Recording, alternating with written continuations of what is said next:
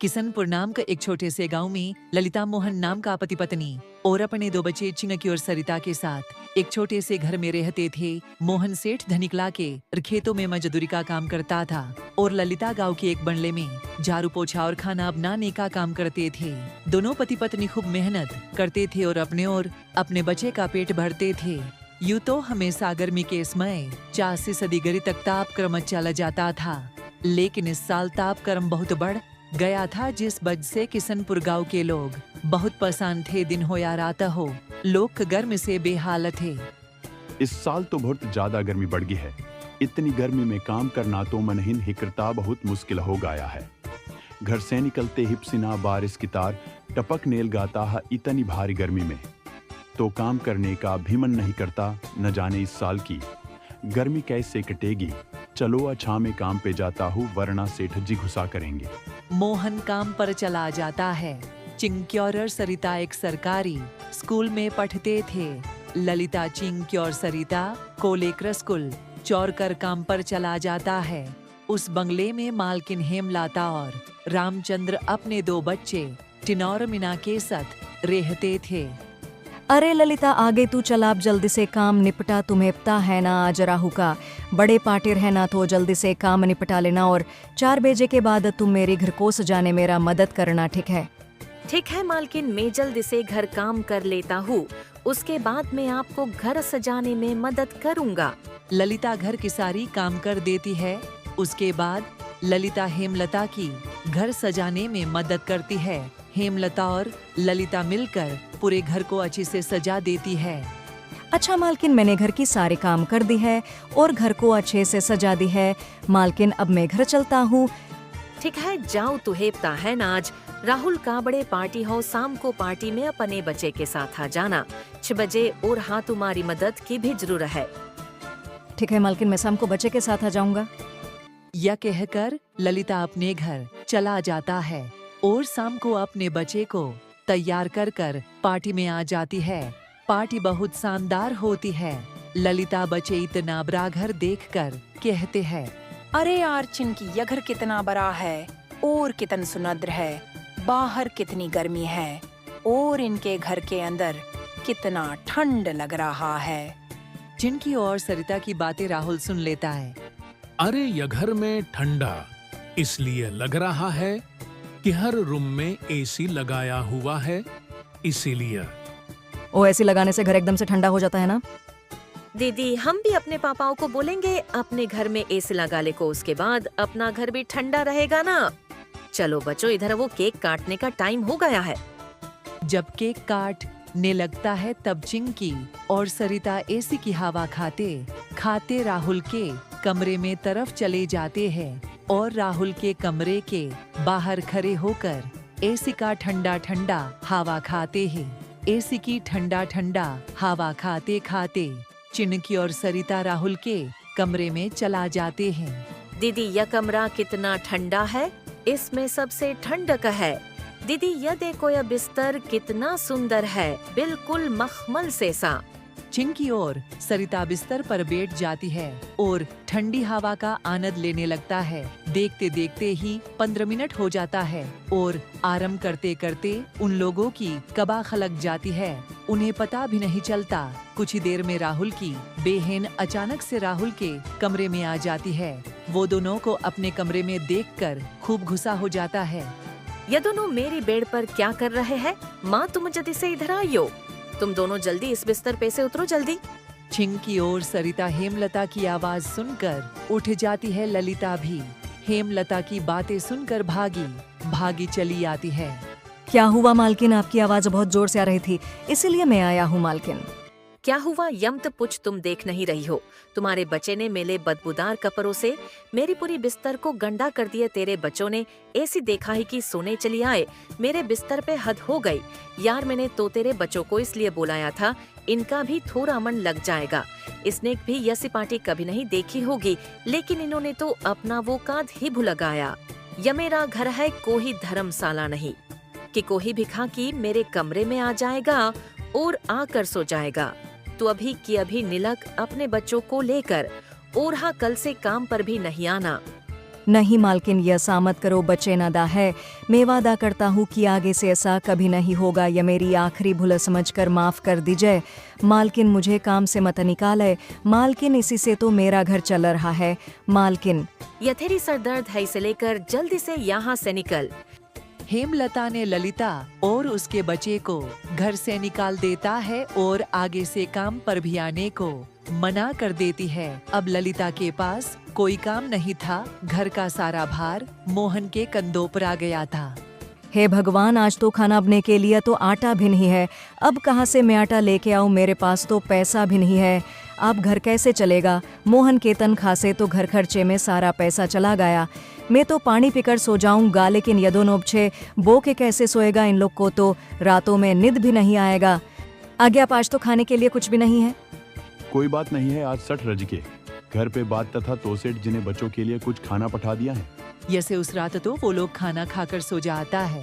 अगली सुबह ललिता आने मालकिन के घर जाते हैं, उसे थोड़े पैसे मांगते हैं।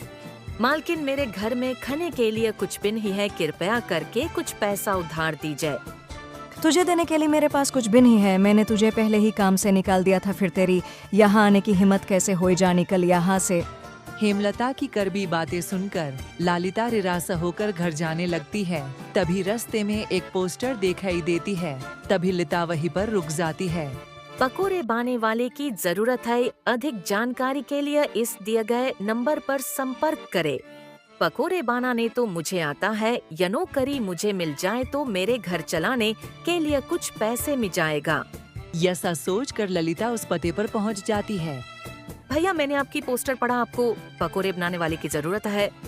हाँ, जरूरत तो है, लेकिन तुझे पकोड़े बनाने आता है क्या? तुम पकोड़े बना लोगी? हाँ, मुझे कई तरह के पकोड़े बनाने आता है, जैसे मिर्च का पकोड़ा, पालक का पकोड़ा, पनीर का पकोड़ा और भी कई तरह के पकोड़े बनाने आता है मुझे। तो ठीक है, आज से ही तुम काम पार लग सकती हो। ऐसे ही ललिता पकोड़े बनाने वाले के साथ काम करने लगती है। ऐसे ही रमेश की सारे पकोड़े बिक जाती है। चलो, आज तो सारे पकोड़े बिक गए।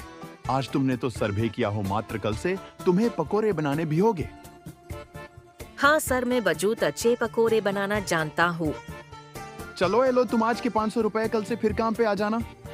500 रुपया लेकर ललिता सबसे पहले राशन के दुकान पर जाती है और वहाँ से राशन लेकर घर चला जाती है। घर पहुंचकर ललिता सबसे पहले खाना बनाती है और बच्चों को परोसती है। इतने में ही मोहन भी आ जाता है। उसके बाद ललिता अपने नया काम के बारे में मोहन को बताती है। उसके बाद सरे खुशी खुशी खाना खाता है। अगली सुबह ललिता बच्चों को स्कूल छोड़कर आती है और वो काम पे चला जाता है। दुकान पे पहुंचकर ललिता पकोड़े बनाती है। ललिता के पकोड़े ग्राहक को बहुत पसंद आता है।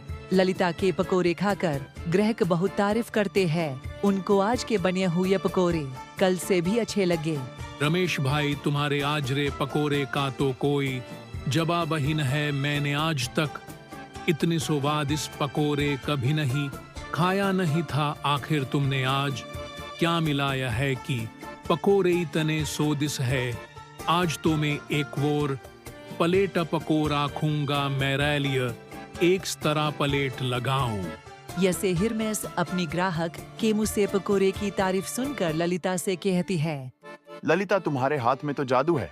तुम्हारे बनाए हुए पकोड़े खाकर ग्राहक एक एक यस्तरा प्लेट पकोड़े खा रहे हैं। तुमने तो कमाल ही कर दिया। आखिर तुमने ऐसा क्या मिया है इस पकोड़े में जो ग्राहक इतनी तारीफ कर रहे हैं?